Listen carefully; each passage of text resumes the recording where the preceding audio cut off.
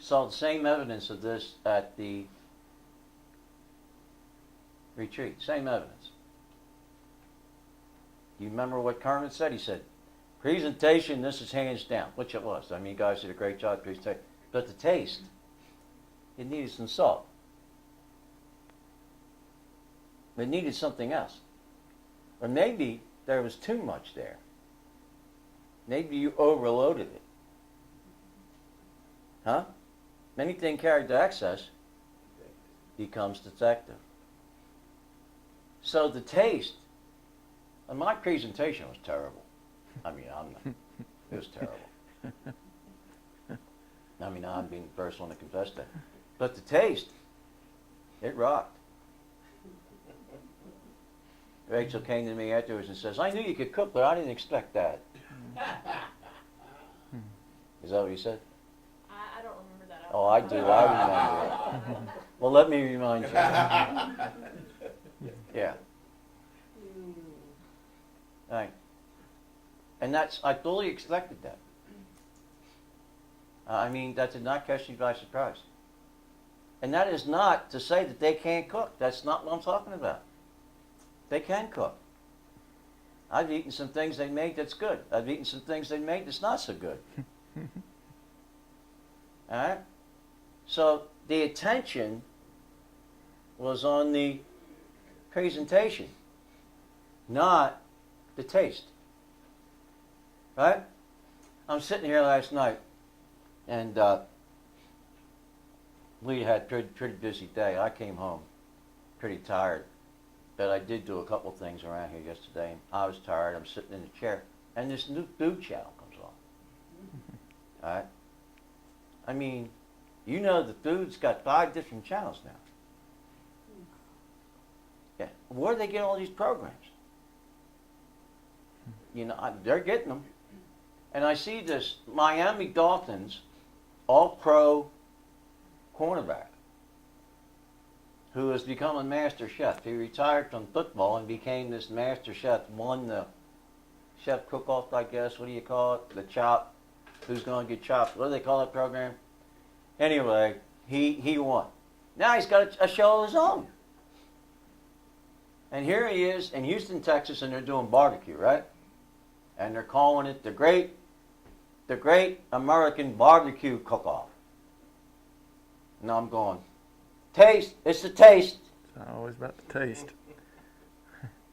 All right? Now these are 3 pro chefs. 3 pro chefs. And they're going to prepare 2 meals. If you get past the first thing, then you get the chance to prepare the second meal, right? So the first one is you can prepare the barbecue dish any way you want to do it. All right? So this is really, really good. You got a Spanish chef on there who's cooking lamb. I'm going. I'm thinking, winner. That's a winner. That's a winner. All right? And then you got an Italian. How she got to Houston's beyond me. And she's cooking these pork chops that are about that thick. I never seen pork chops that thick. With the bone in it, you know. No, I mean, they were, were they not? They were that thick. I'm going, wow, that's some competition. Right? And the third guy, he cooked what? What was he?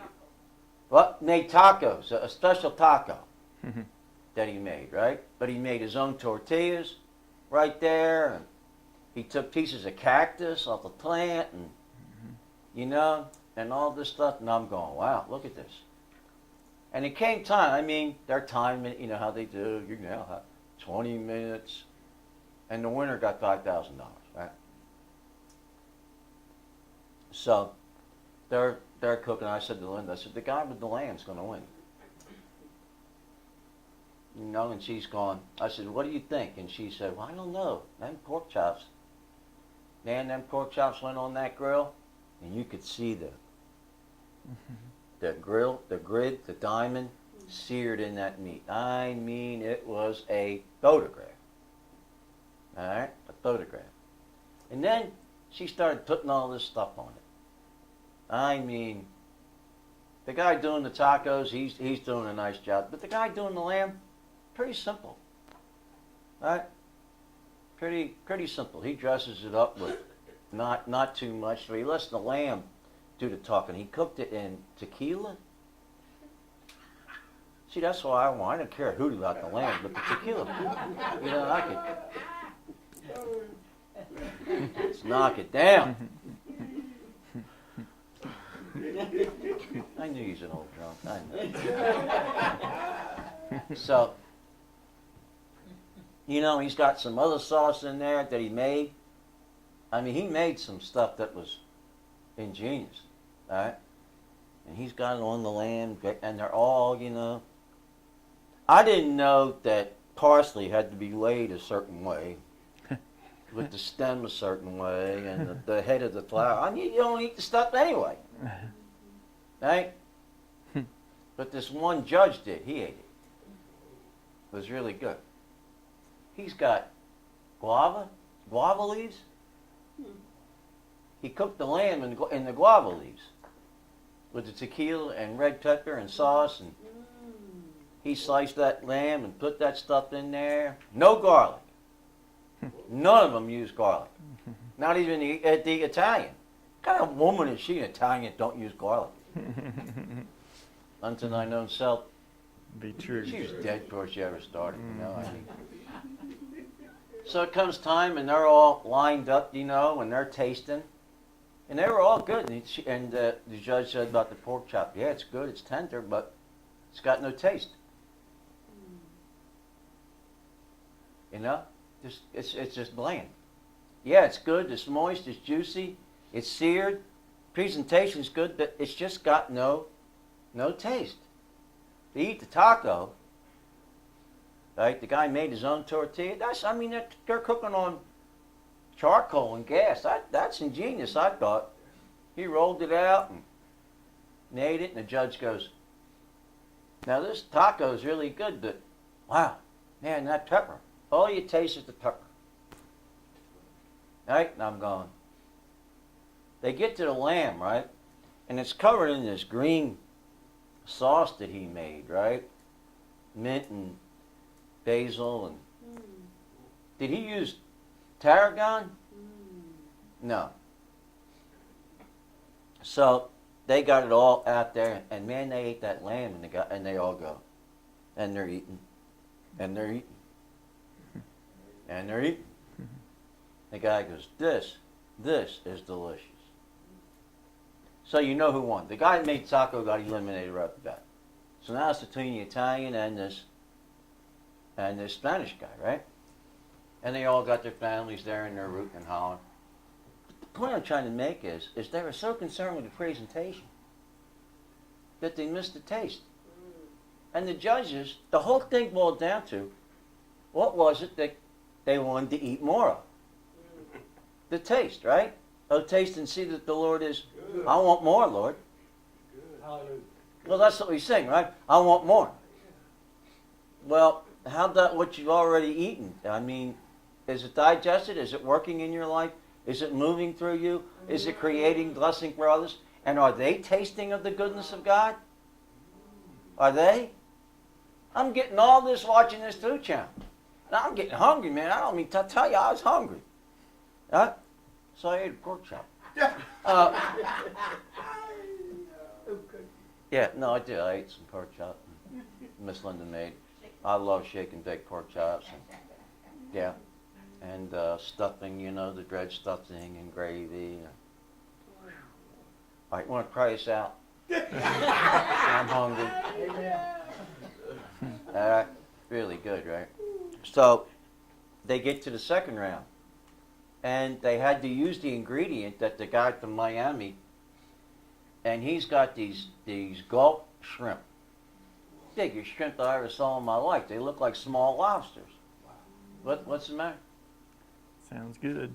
Did you eat breakfast? Did you? Well then, just hush. Like, I mean, them shrimp they were that big. Curled all up, you know. Big old things. I mean, I'm looking at that going, dang, look at the size of that thing. All right? So they had to use the shrimp. And then they had to use, there was watermelon, pineapple. Yeah. Uh, That was, they could. they could use anything on the rack. Just had to take the shell, shrimp, and fresh shrimp.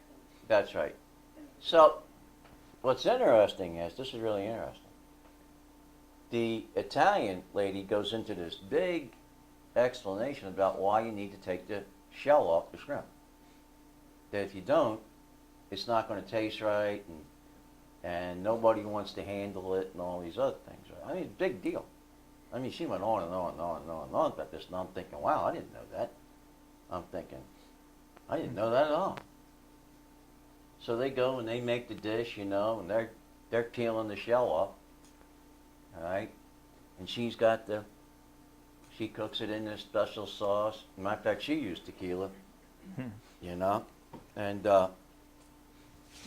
because I guess of where they were, and red pepper and hot pepper and all this stuff, and ginger and some things. I mean, they look good. No misunderstand me. She draped this sauce over the top of it and the leaves, all that stuff, and they do the presentation. But the Spanish guy, he goes, "Now you don't take the shell off the fish. You leave it on there because that keeps the taste inside." I'm going. He goes from lamb to, I mean, this guy's slamming it, right? They go. The presentation's excellent. They get to the judges, these two judges. And the guy goes, they eat the one without the thing, and they get to this judge who is renowned for barbecue nationwide. This guy has won everything there is to win. Well known, well respected. He says, "Well, I'm going to tell you before I even taste it that I'm not going to like it." The Italian lady color drains out of her face. And he says, "Well, why, chef?" He says, "Well, you should have left the shrimp in its shell because that keeps the taste in." And the Spanish guy goes, "Oh, happy day." Oh, he lights up. All right? So, what was this judge saying? I don't care what kind of sauce you put on it and how you cooked it. My expectation of how it should taste is not going to be there because you did this. Now, are you correlating this? You need to do that. Right? I can't tell you the number of birthday cakes that we have eaten in the Oasis. Glory. Oh my God. It Been seems quite a like few, every yes. week, right? Yeah. At least 20. And out of the 20 that we've eaten, one to me has tasted good. One.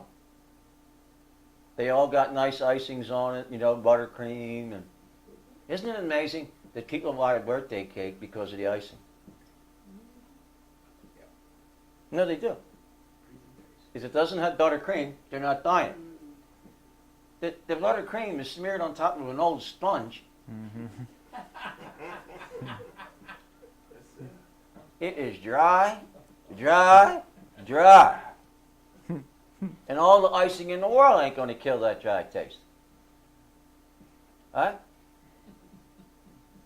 So I'm thinking to myself, wow, this is really, and we all jump around, happy birthday to you. And I'm thinking, we're going to eat dry cake again. Hallelujah. Anyone else in here think that? Do you, Rachel?